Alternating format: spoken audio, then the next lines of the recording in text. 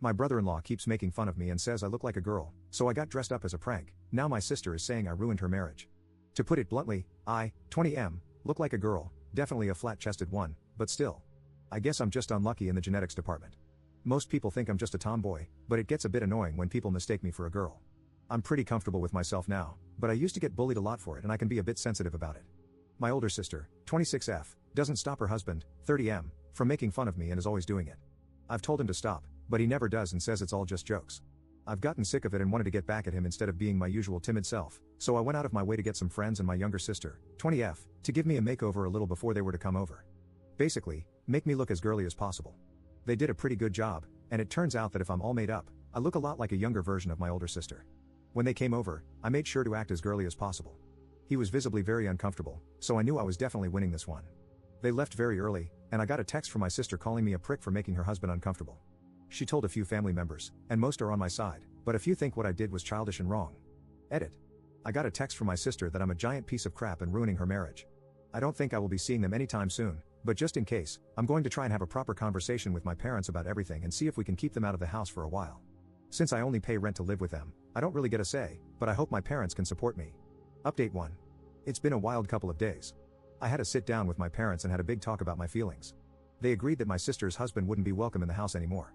The only reason they didn't do or say anything about it is because they thought it didn't bother me and knew I'm a tough cookie. They apologized for that and said they would speak out more in the future if anything like this happens again. My older sister had been texting me a lot, calling me all sorts of names, saying I'm ruining her marriage. She also visited yesterday, and as soon as she came into the house, she started screaming at me, and things got heated. So my parents also banned her from coming over until she can apologize for her behavior and for letting her husband continue to make me uncomfortable. On a more positive note, I've been exploring myself a lot these past couple of days with my twin sister. She told me not to call her my younger sister, but I'm 4 or 5 hours older than her, so I'll always call her my younger sister, lol. Update 2. My brother-in-law came to the house yesterday, and clearly he had been drinking.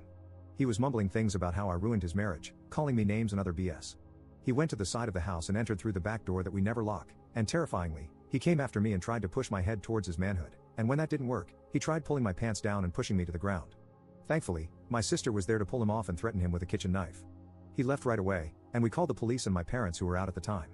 My parents came straight away, but police didn't show up till 2 hours later to basically just say they can't do anything and that if we want we can go to the courthouse for a restraining order. My parents tried calling and texting my sister to tell her what happened and to find out why he did what he did, but all she texted back was to F off. I'm very shaken up right now, but I'm not going to let it get to me. Update 3. My brother-in-law came to my house again to supposedly apologize, but luckily, I wasn't there, and my dad chased him off while calling the police. This time, they actually came at an appropriate time, but there was nothing they could do except advise my parents and me to get a restraining order, so that's what I did. Right now, I only have a restraining order that lasts about 20 days, but if he doesn't show up to court in those days, I'll get a more permanent one. Other than that, everything has been quiet, and we haven't heard from my older sister or her husband since. We do know she's safe since she's been trash-talking the family to friends and other extended family. I've been mainly staying in, feeling depressed but doing okayish, seeing a therapist, been diagnosed with depression, and I've been put on medication. I honestly thought I was fine for those days after my brother-in-law tried that, but it got to me more than I thought. My other sisters have really been helping me not feel alone, even if it's just us watching Netflix in silence on opposite ends of the couch. It makes me feel safer. Update 4. Hey everyone, it's been a while. My dad had a heart attack and passed away about 7 months ago.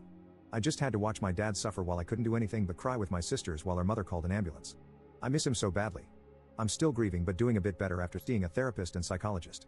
As for my older sister, the last we heard from her was after dad passed away, and all she was interested in was the inheritance. She cursed our mother out when realizing that he left nothing to her, and everything went to our mother.